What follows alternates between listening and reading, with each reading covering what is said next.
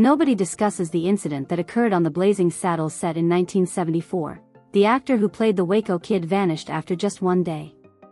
His actions still frighten people in Hollywood 4 years later. During the reading, John Wayne said 3 words that completely altered the situation. The meaning of the governor's name can only be deduced by French scholars, and the first title had something to do with Malcolm X that Warner Brothers concealed. These are not merely movie facts, they have been kept a secret for 50 years. Blazing Saddles was born out of a wild notion.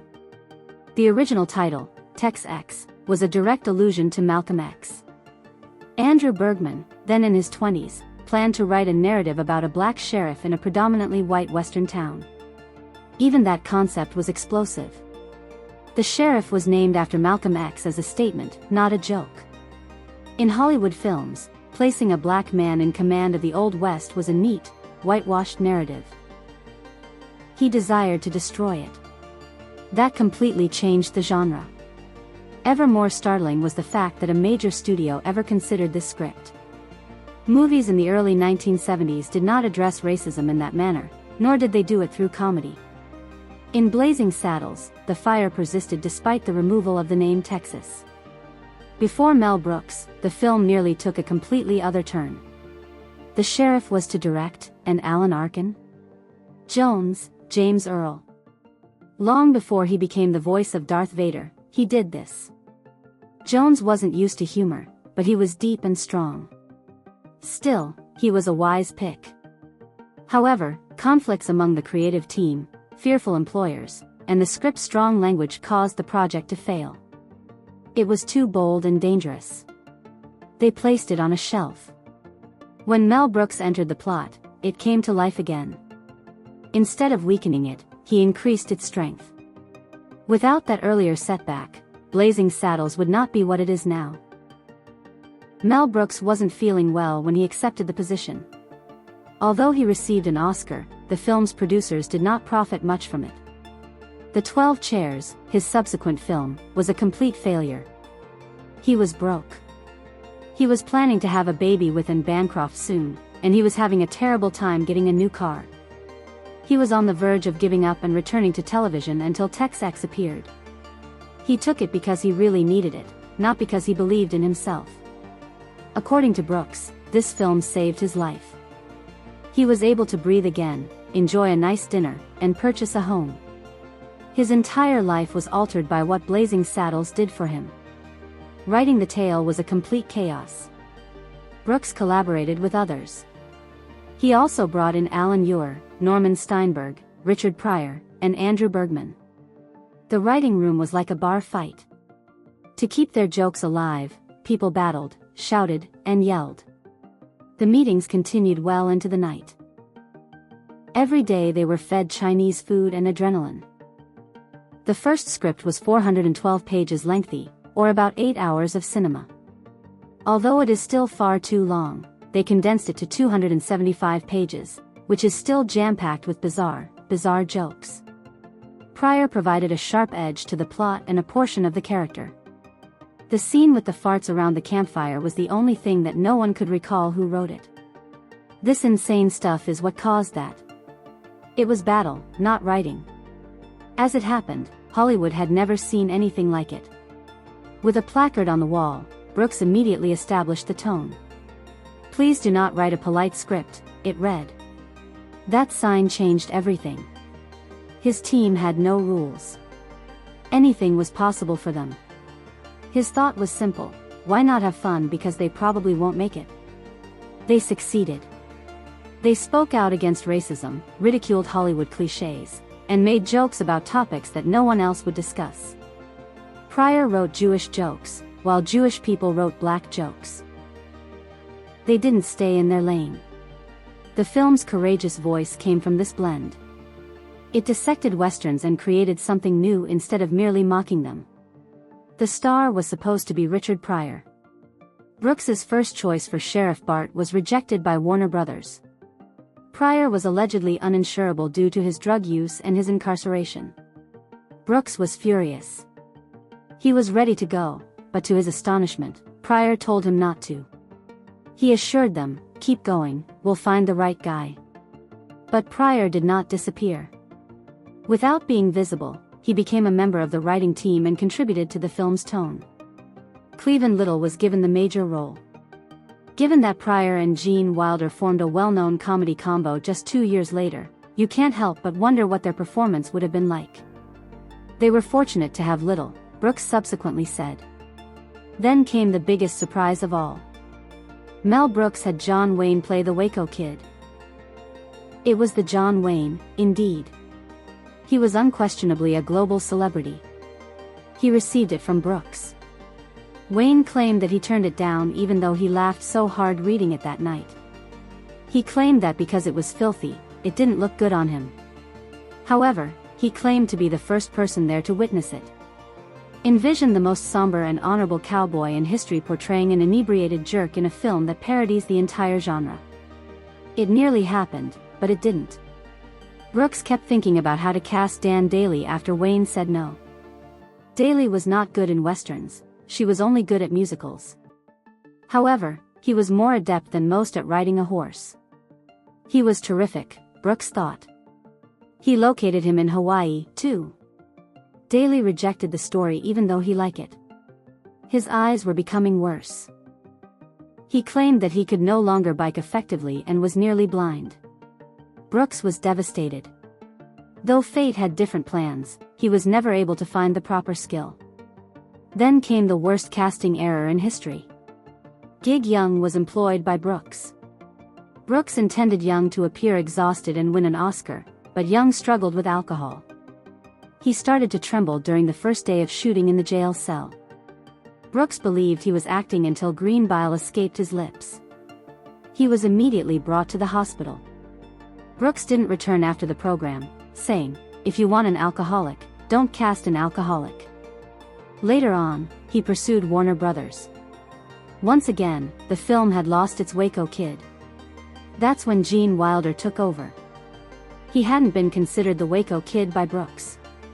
He thought Wilder was too young and inexperienced. Earlier, he had offered Wilder the role of the antagonist, but Wilder declined. Brooks was so desperate that he called him crying. Wilder, who had collaborated with Brooks on The Producers, was now at liberty. He immediately boarded an airplane and traveled to Los Angeles. He put on the clothes and it fit him well. That Monday, he was already on set. The Waco Kid's gentle charm and peculiar sense of time made him unforgettable. He and Cleavon Little got along so well that it was the highlight of the film. In the midst of all the pandemonium, one last-minute decision saved the day. Mel Brooks's initial presentation of Blazing Saddles to Warner Brothers' top brass was a disaster. There was silence in the room. Nobody grinned in the business. The N-word was used extensively, there were numerous fart jokes, and there was a scene where someone punched a horse. There was anguish instead of laughter. Following that outburst, the company's head of domestic distribution, Leo Greenfield, informed them bluntly that they should ditch the film and pay for it.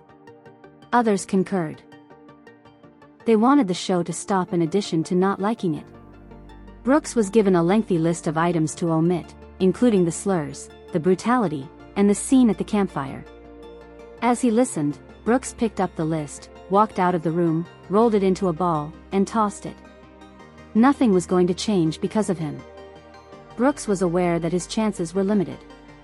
Instead of the suits, he promptly arranged a second screening for the employees, such as the mailroom men, janitors, and secretaries. This time, everyone in the room burst out laughing at the first joke. Many were unable to stop laughing. They were having trouble breathing. A few folks fell off their chairs after losing their footing. It was total pandemonium, in the finest sense of the word. One of the co-writers, Norman Steinberg, has vivid memories of the incident. People were rolling around on the ground, he claimed. When Brooks observed how things were going, he declared, "This is our film." That night, the studio executives noticed something they couldn't ignore. Customers, or regular folks, thought it was great. That prevented the film from failing. After that insane reaction, the studio was still terrified. They didn't want to take the chance of a nationwide release, so they played it safe. The only locations where Blazing Saddles would begin are New York, Los Angeles, and Chicago. That's all. There is no publicity, no promotion, and no critic previews. To see what would happen, it was merely a cold test. These locations were chosen because the humor, particularly Brooks's Jewish Catskills gags, was more likely to be humorous to them. In order to maintain their composure, the studio hoped for small crowds. Instead, however, they received full houses. A great deal of laughter was heard. Everyone told everyone. The fire was just getting started, and the coin had come up heads. Those who weren't fans couldn't relate. The fact that it was considered impolite and offensive by some and enjoyed by others was irrelevant. Attendance at the concerts continued to grow. By the spring of 1974, the film was being seen in both large and small cities. The theaters in the suburbs were suddenly selling out, even though the corporation had anticipated a quiet run. In addition to watching Blazing Saddles, people engaged in debates, arguments, and discussion about it. The block was surrounded by lines. The nights were spent with family and friends. What started off as an oddball comedy quickly became a national sensation. The crowd was so thrilled that even the negative critics had to admit it.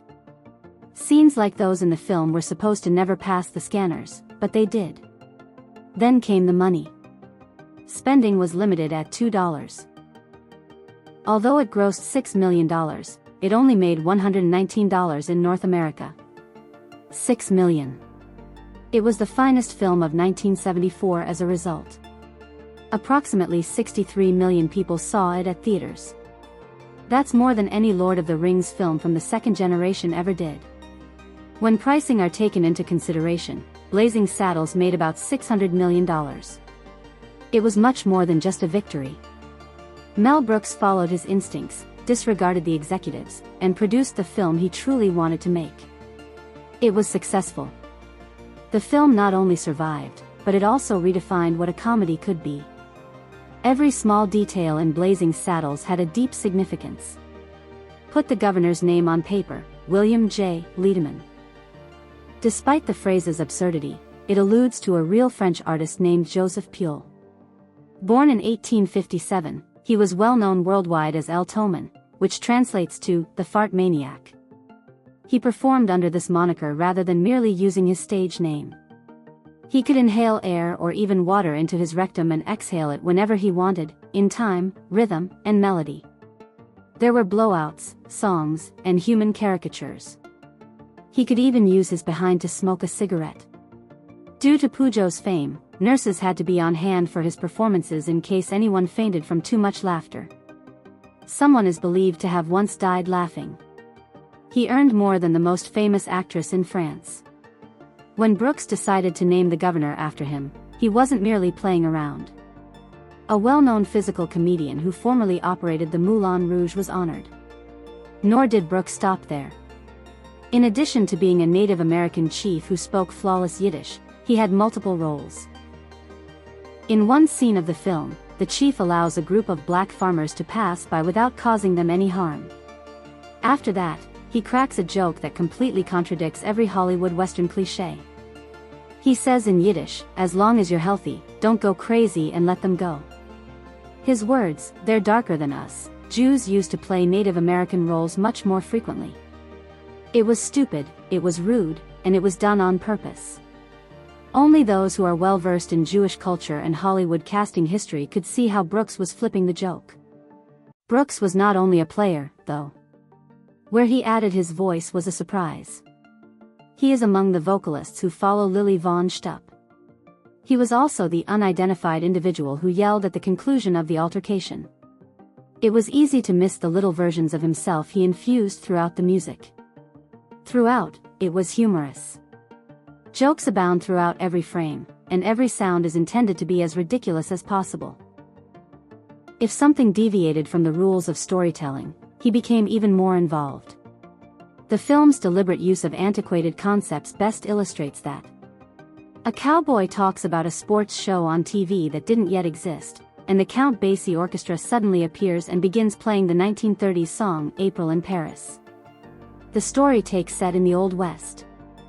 With its transition from a movie set to a school cafeteria and back again, the final fight totally breaks the fourth wall. It's what was said, not an error. Brooks informed you that this was a comedy that had a Western appearance rather than a Western. People adored how it defied genre, time, space, and logic. After that, there comes a moment when it seems impossible. About 20 minutes of the film are set in a dusty desert in 1874.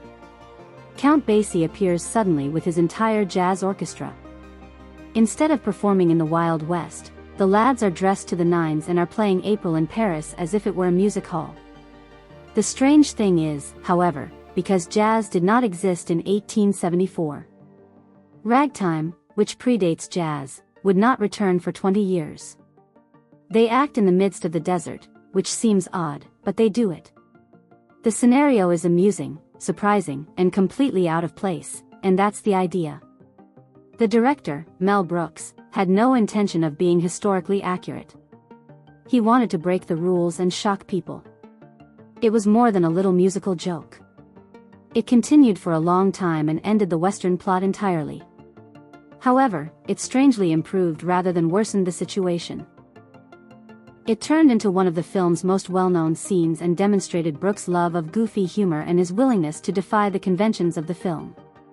Basie also didn't perform any old version of the song. His well-known April in Paris idea from 1955 came to fruition. That one had Basie's signature piano beat, loud brass, and a lovely swing. He recorded it for the first time in 1955. It became a defining feature of his live performances. One of the most well-known performances took place during the 1956 Newport Jazz Festival, which is still regarded as a significant occasion in jazz history.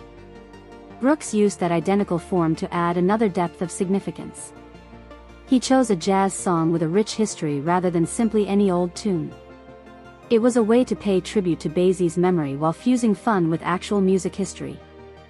The situation was rendered further weirder by the fact that Basie played himself rather than a part. Just now, a genuine jazz great entered a phony 19th century Western set. Everything seems smarter and stranger because of that decision. Basie's cool, collected demeanor stood out even more in the wild situation, which added to the humor of the joke. He didn't appear perplexed. He appeared to belong there, which made it hilarious. It is uncommon for a well-known musician to participate in such a scene, especially when they are not attempting to steal the show. However, that was the beauty. Basie immediately stepped in when Brooks blended fact and fantasy. This wasn't merely insane conduct. Brooks was breaking Western film conventions. Western films of the past, particularly those made prior to 1974, featured spectacular gunfights, dusty villages, and serious guys. The setup wasn't very enjoyable for them. But Brooks was not interested in obeying the rules. The jazz scene was the ideal setting for him to shatter it, which was his goal. Placing a black jazz trio in a Western context that is typically associated with white music was even deemed a daring decision by some academics. It disproved conventional wisdom and demonstrated that culture is not a linear process. It changes, crosses, and occasionally collides with itself in amusing ways. Most people are unaware of Blazing Saddles' other secret. Despite being in the film, hardly one paid attention to Anne Bancroft, the Oscar-winning actress and Mel Brooks' wife. She didn't want people to realize that she was one of only 24 artists to ever win the Tony, Emmy, and Oscar. As an extra, she entered the church scene in silence. No huge announcement, no credit, and no good close-up. She was unremarkable. It was neither a marketing gimmick nor an internal joke. It was a small, unobtrusive tribute to the project her husband had put a lot of effort into. The appearance evolved into a cute Easter egg that is rarely discovered by even fans. It demonstrated the closeness and humor between Bancroft and Brooks, who had been married for 41 years. But despite all that evidence, something odd did occur. Bancroft's role in the film would not appear on major movie websites like IMDb. Scholars concurred, fans provided screenshots as evidence, and Brooks even discussed it. The record would remain unchanged in the databases. Not a true honor. This minor error was turned into a minor mystery by moviegoers. Many people tried, but it wasn't fixed. Some said that the cameo was simply too brief, while others attributed it to stringent regulations about uncredited parts. For many admirers, however, the untold section became part of the narrative. It demonstrated how, if they wished to fit in, even the most well-known performers may be forgotten. However, not all Blazing Saddles behind-the-scenes tales are silent. There was much uncertainty at the start of Madeline Kahn's tryout for the role of Lily Von Stupp. Mel Brooks demanded to view her legs, and she stopped. She believed it to be one of those interviews where ladies are instructed to quit immediately. "So it's going to be like that," she shouted, and Brooks, terrified, immediately clarified. He wanted to know if she could perform a dramatic chair straddle like the one performed by Marlene Dietrich in Destry Rides Again. That was it. "This is not sleazy, it's just study." Kahn understood immediately. She raised her skirt, grabbed up a chair, and struck the ideal stance.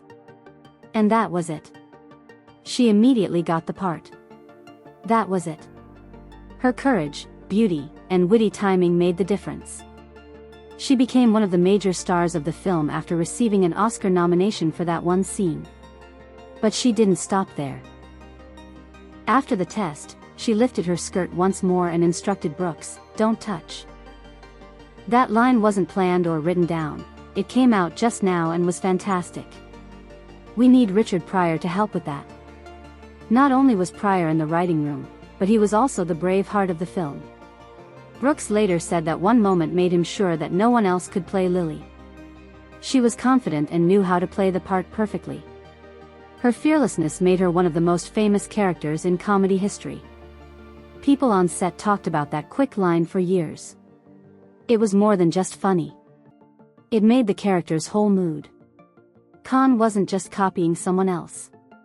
She was the joke, the line, and the punchline all at once. It was obvious that Pryor was writing a story about racism, but Mel Brooks was initially hesitant to use the N-word so frequently because he was afraid that people would leave the theater or that studios would stop everything. Pryor remained.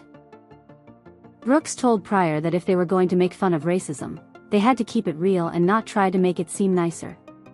Talk about hate in its true form so that people can feel it. And that was that.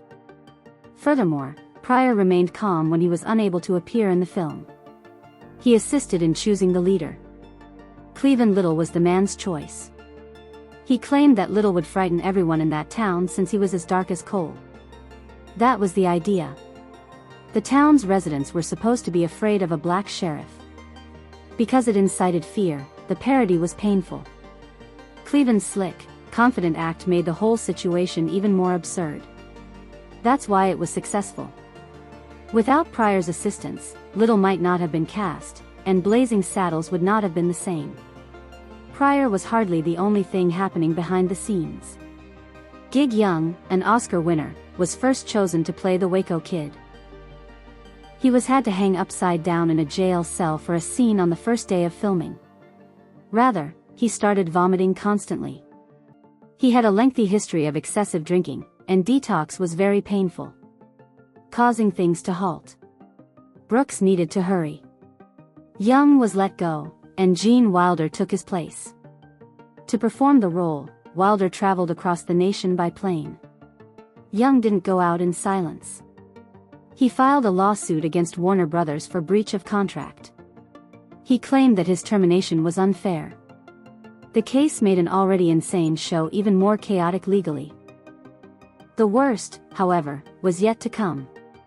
In 1978, Gig Young murdered himself after killing his wife. His brief, awful scene on Blazing Saddles turned into a worrying footnote in Hollywood history. Then came the case that nobody anticipated. Hedy Lamarr, played by Harvey Korman, was the antagonist in the film. The actress was not happy because it was obviously a jab at her name, Hedy Lamarr. She claimed that Warner Brothers and Brooks had exploited her name without her consent, and she filed a $10 million lawsuit against them. Lamarr didn't laugh, but the movie even made fun of it. "This is 1874, you'll be able to sue her." She stated it was impolite and not permitted. Brooks didn't want a protracted argument because he liked her. He instructed his attorneys to grant her all of her requests. However, the sum was never disclosed to the public, and the case turned into just another illustration of how Blazing Saddles caused harm to everyone. Even well-known performers who had resigned were not protected. Despite this, the film went on to make history. The 100 Years 100 Laughs list was released by the American Film Institute in 2000. The band Blazing Saddles came in 6th. It was superior to Flying, MASH**, and numerous other classics. Only 5 films received higher ratings, including Annie Hall and Duck Soup. It was then included in the National Film Registry by the Library of Congress in 2006. Images that are significant to history and culture are preserved there for all time. It became an icon alongside Rocky and Fargo, proving that it was more than just crazy, it mattered. The film parodied westerns, racism, and other topics that no one else would bring up. Even now, it still resonates. Indeed, the film sparked a fresh controversy in 2024. HBO Max included a 3-minute trigger notice prior to the film. People were required to view a message from Jacqueline Stewart, a cinema specialist, discussing the racist slurs and stereotypes that were utilized. She claimed that rather than supporting racism, they were utilized to ridicule it. Nevertheless, the move infuriated many people. Some said they didn't require instructions. According to some, it helped children make sense of what they were witnessing. Blazing Saddles and Gone with the Wind were the only 2 films on the platform to receive this treatment. That makes it evident how much heat the film retains. Mel Brooks was aware that this would occur. He was certain that Blazing Saddles couldn't be produced today, and in 2017 he declared, "Political correctness is the death of comedy." It wouldn't get any studio work. There would be wild throngs. He believed that true humor required courage, even though it wasn't acceptable for him to make harmful jokes. What could not be spoken had to be said. He was warning about art as much as he was about repression. He believed that laughter was the best way to combat hate, so he developed a movie that was all about making people feel bad.